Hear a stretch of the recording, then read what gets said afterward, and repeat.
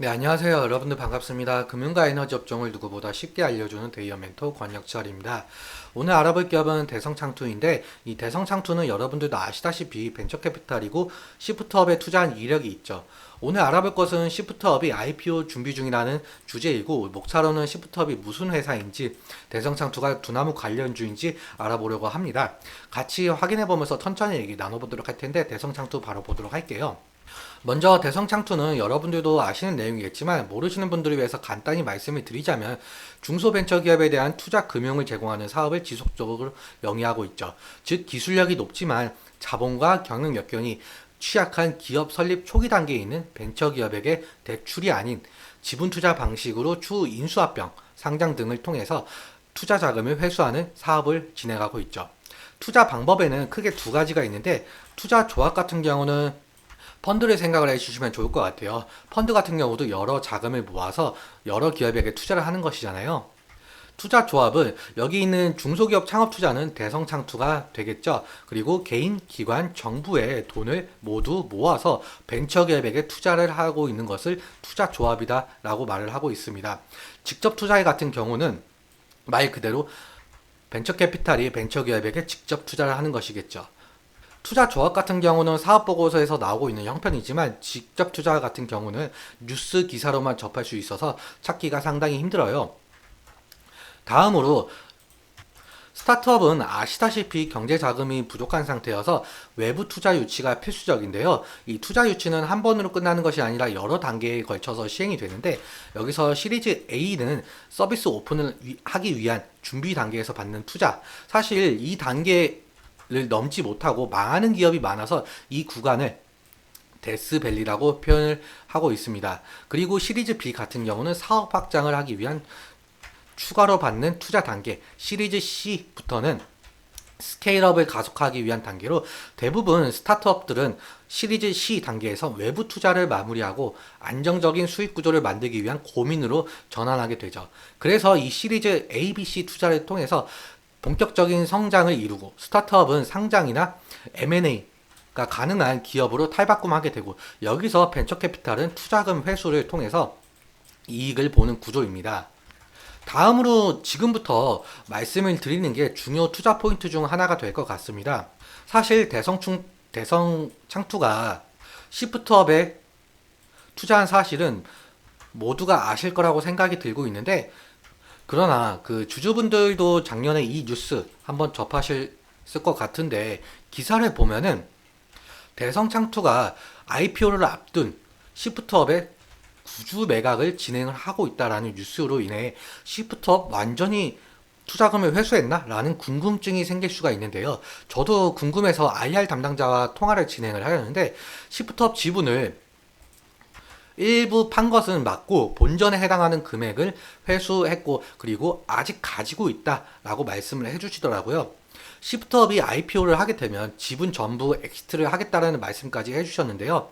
사실 일부 지분을 팔지 않고 시프트업이 상장까지 하게 되면 더욱 크게 투자금 회수를 진행을 할 수 있었는데 본전에 해당하는 금액을 회수했다라는 건 아마 대성창투가 현재 자금난을 겪고 있어서 그런 듯 보이고 있죠.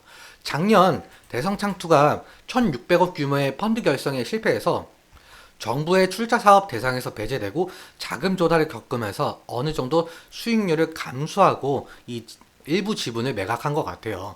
아무튼 시프트업에 대한 남은 지분이 있는 만큼 이제는 IPO에 대한 기대감이 있을 듯한데요. 일단 시프트업이 어떤 회사인지부터 알아보도록 하겠습니다.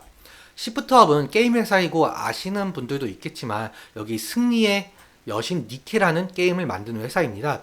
승리의 여신 니케는 미소녀 3인칭 슈팅 게임으로 간단한 조작감과 탄탄한 스토리로 많은 인기를 얻은 바 있어요. 많은 인기로 인해 글로벌 매출 7억 달러를 돌파를 했고 아직까지 구글 플레이와 애플 스토어에서 인기 상위 게임으로 올라가 있습니다.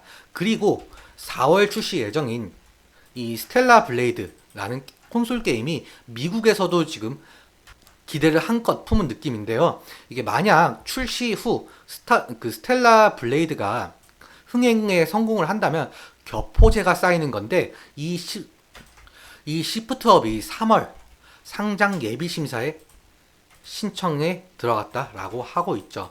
상장 예비 신청이 들어간 만큼 이후 예심 결과 통지가 나오는 기간이 약 45일 정도 걸리는데 빠르면 20일 정도 걸리기도 합니다. 사실상 예심이 통과하게 되면 상장까지 일정의 차이가 있을 뿐 상장은 확정되었다라고 볼 수가 있는데요. 이 스텔라 블레이드 흥행 성공으로 시프트업의 기업 가치가 더 상승한 상태에서 상장을 하게 된다면 초기 투자사 대성창투가 각광을 받아 주가 상승으로 나타낼 가능성이 있어 보이죠. 다음으로 두나무 관련 이슈인데요. 오래전에 대성창투는 두나무 관련 지분을 보유하여 비트코인 관련주로 묶여 있었는데, 그래서 아직까지 많은 분들이 두나무 지분을 가지고 있어 비트코인 관련주로 알고 계신데요. 종목 토론실만 가보아도 최근까지 비트코인 얘기를 하고 있더라고요. 그런데 사실 어느 순간부터 주가의 흐름이 비트코인 관련주로 묶여서 가고 있지는 않고 있었죠. 그래서 제가 대성창투의 IR 담당자와 전화를 해보았어요, 예전에. 그래서 IR 담당자께서 말씀하시기를 현재 우리는 두나무 지분이 없다. 그래, 그때 당시 투자조합 형태로 가지고 있었는데 현재는 전부 해산을 하고 투자금을 회수한 상태이다 라고 말씀을 해주시더라고요. 그러니까 즉 이제는 두나무 지분이 없어서 다시금 두나무에 투자하지 않는 이상은 비트코인과 관련이 없다라는 것인데, 이는 사실 비트코인이 7천만원, 8천만원을 돌파한 시점에서 우리기술 투자나 하나투자증권 지속적으로 상승의 모습을 보여주는데, 대성창투는 상승을 보여주지 못하는 점에서 확인을 할 수가 있죠. 결국 대성창투는 어느 기업에게 투자를 하고 그 기업의 이슈로 인해 변동성이 있을 가능성이 높겠죠. 그래서 대성창투의 투자 포인트는 어디에 투자를 했는지 투자사를 알아보는 것입니다. 그러면 대성창투 차트 바로 보도록 할게요. 대성창투는 2022년 11월에 시프트업의 니케 흥행 소식에 상승을 한 모습을 보여주고 있고, 그리고 2023년 9월에 투자사 큐노바의 6지 저궤도 연구 소식에 상승을 한 바가 있죠. 최근에는 영화 노량의 실패로 하락을 한 모습을 보여주고 있는데, 결국 대성창투가 투자한 곳의 이슈로 움직이고 있다는 것을 보여주고 있죠.